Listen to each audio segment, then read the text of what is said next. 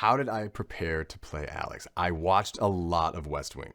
Like a lot of the West Wing. Mr. Smith Goes to Washington, Sullivan's Travels, Bringing Up Baby. It Happened One Night. A lot of old Hollywood comedies is what I watched. And I mean, the West Wing really puts you in the world, because we're here. We're in the White House right now. Alex has a really big character arc throughout the film.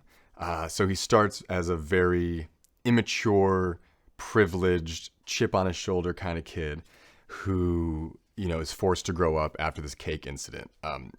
And it's really nice to watch him grow throughout, the 2 hours or so that we get to watch Henry and Alex be together.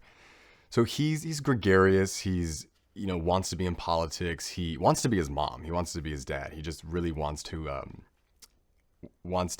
prove to the world that he is someone. Alex and Henry start the relationship at this climate conference in the film, and Alex is kind of snubbed by Henry. So Alex has this kind of preconceived notion of him that he's a jerk and he wants nothing to do with him. Whereas Henry had just lost his father and he just didn't want to be in public. So Alex has kind of harbored this resentment toward him. So then when he has to go to the wedding, he doesn't bring his best self. He brings like this 12-year-old version of himself who wants to be in competition with Henry. The cake incident happens, and then he has a strict talking to by his father. So after that, when Alex has to fly back and do damage control, is when their relationship starts, I would say, like the good stuff. Alex realizes that Henry's not this monster that he's thought he was the whole time. Working with Nick has been excellent. We've gone through a lot. We got here a couple weeks early for rehearsals, and it's a very intimate movie. So we had to become close very fast and kind of trust each other right away. And we did. It wasn't hard. It was really just committing to the text and trusting our director, Matthew. And it's great working with him because I think we have a really good banter on and off screen, which helps our characters when we are acting together. I mean, but we get in a lot of trouble. Like, we really do. We get yelled at by our first AD, Ben, a lot, and Matthew will tell us to calm down just because as soon as you're out of a scene, you're like critiquing each other, critiquing yourself. And I think we're each other's biggest supports in the room, just because we both care so much. I know he cares, I know I care, and we just want to make the best product possible. Uma's great. She really is. She just has this presence when she walks into the room. I was definitely intimidated when I found out who was playing my mom, just because I am a huge fan, obviously, like who isn't, and I didn't know what to expect. And I was pleasantly surprised that she came in and she was so lovely and giving and, wants to connect right away. And, like whether it was with a hug, with just touching my hand, talking briefly, we really had a short period of time that we were able to kind of build that relationship for screen. So we had lunch together and we just, she's such a professional and she makes you feel safe. And, like we there's a few scenes where we go, like head to head, and she didn't treat me like that younger actor. She really treated me just like, like I'm here to work, you're here to work, like let's go. And she did. And like she would improv at me and just, when the camera was on me for her to, get like a different reaction out of me, or like, we would try different stuff throughout. And she's just so skilled on a set. She knows her lenses, she knows her lighting, she knows her marks. Like she's such a competent actor. We were able to have a couple weeks of rehearsals, and he comes from the theater, and I come from the theater, so that's pretty.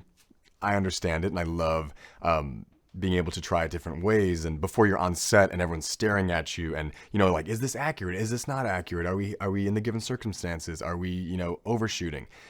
So it was a really trusting time because he told us in the beginning, like, you are in control of your characters and your performance. And he's like, and I am in control of directing you. So it's like, I trust you, and let's always have a conversation if we need to about, something that's not vibing with you and how you think Alex is or how you think Henry is. So that was always kind of freeing to be able to have that conversation. This is an idealistic piece of cinema, and we're seeing two characters in positions of power who have parents who are even have the actual position of power, or in Henry's case, his grandfather. And when you see them accepting these young men as who they are, it's a beautiful thing. And,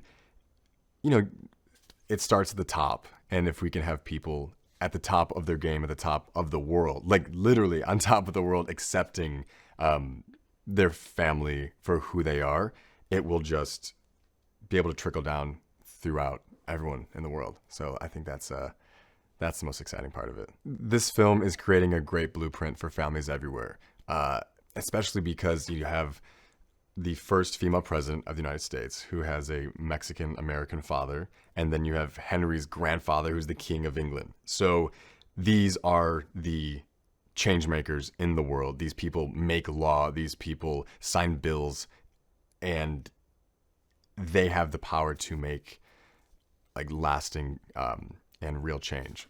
This film kind of transcends the coming out story. I think Matthew really focused a lot, and we had lots of conversations about this. It was not focusing on that coming out moment, not calling it that, and just more of having a conversation with those that are near and dear to you. So it's less of an event. And again, like, we just start normalizing this in society and like in the home. So it's unique in that way. And I would also say it's unique because in a lot of LGBTQ plus stories, they're not happy endings. There's usually tragedy involved. And I think that this film kind of subverts that in a way where we think all is lost, but then by the end, we're rooting for these two guys to be together and to be kind of like the poster men for what the world can be.